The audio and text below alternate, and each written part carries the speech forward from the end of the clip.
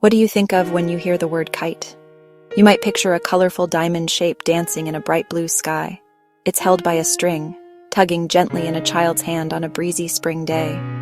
This simple toy seems like pure fun, a delightful way to spend an afternoon in a park. But what if I told you that this humble object has a secret history? What if this toy changed the world? The story of the kite is much older and far more surprising than most people imagine. It is a tale filled with inventors, warriors, scientists, dreamers, all looking up at the sky and wondering what was possible. The journey of the kite begins not with a child in a park, but with ancient philosophers and craftsmen in the East. Imagine a time long before airplanes, before hot air balloons, even before the written histories we rely on today. People watched birds soar effortlessly on the currents of the air. They saw leaves skitter and float when lifted by a sudden gust. These simple observations sparked a powerful idea. The most widely accepted story of the kite's origin takes us back more than 2,000 years to ancient China. The exact date is lost to time. Legends point to two brilliant craftsmen and philosophers, Mozi Luban, around the 5th century BC. It is said that Mozi spent 3 years building a wooden bird, a sort of kite that could actually fly. The tales say it flew for a single day before it broke. His student, Lu Ban, later improved the design, using thin bamboo strips to create a lighter frame. He, too, created a wooden kite, shaped like a magpie that could stay aloft for up to 3 days. These early kites were not made for play. They had very serious purposes. Military leaders quickly saw their potential. Kites could be used to measure distances, the width of a river, the distance to an enemy's castle wall. Like a seed carried on the wind, the idea of the kite traveled from China to the rest of the world. Trade routes became conduits like the Silk Road. Traders and travelers saw kites in China and brought the knowledge home. By the 7th century, kites had reached Japan. The Japanese embraced kite flying, turning it into a rich cultural tradition. They developed unique styles, Odako kites, massive and team-flown. From Japan, the kite spread through Southeast Asia, Korea, where people write wishes and sometimes cut strings to send hopes skyward. Malaysia's crescent-shaped Wau bulan, Indonesia's village kite traditions, and regional forms shaped by local materials and rituals. The kite became a global phenomenon. In India, kite fighting took hold, nimble patangs and glass-coated manja strings. The goal? Slice your opponent's string. Festivals fill rooftops and turn the sky into a web of dueling strings. Kites reached Europe much later. Travelers like Marco Polo introduced exotic customs. At first, Europeans saw them as toys and curiosities. Centuries later, thinkers would use kites for science, leading to electrifying discoveries. One famous experiment would forever change our understanding of electricity. Benjamin Franklin's legendary storm-time kite would prove lightning's electrical nature.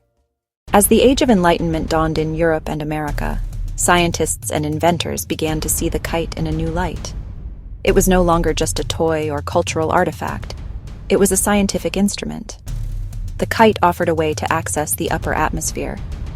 In 1749, Scottish astronomer Alexander Wilson used a train of kites to lift thermometers high into the air. He measured clouds and proved it was colder higher up. Of course, the most famous kite experiment was Benjamin Franklin's in 1752. He flew a kite during a thunderstorm with a key tied to the string. A spark jumped to the key, proving lightning is electricity and inspiring the lightning rod. The military also found ingenious uses for kites. Before reliable aircraft, box kites lifted observers and cameras for reconnaissance. Man-lifting kite systems gave armies a bird's-eye view for spotting and artillery adjustment. Kites also helped solve engineering problems, like lifting antennas. When balloons failed in a gale, Guglielmo Marconi used a kite to lift an antenna nearly 400 feet. He received the first transatlantic radio signal, a Morse code S. Kites carried cameras and instruments, making the first spies in the sky. They served as military tools, scientific instruments, and practical work aids. Every deployment pushed our knowledge of weather, electricity, and communication. Kites were simple but transformative tools, used in ways their inventors probably never imagined. They helped us reach higher, literally and metaphorically. After centuries of serving science, war, and communication, the kite's role began to change. The Wright brothers were master kite builders and used kite knowledge to design aircraft. Once powered flight arrived, many of the kite's practical jobs faded, but the kite returned to its roots, as recreation, sport, and art. You'll still find single-line diamond kites in parks, bringing simple joy. But a new world of sport kites emerged, fast, precise, and acrobatic. Massive show kites, whales, dragons, octopuses, fill festival skies.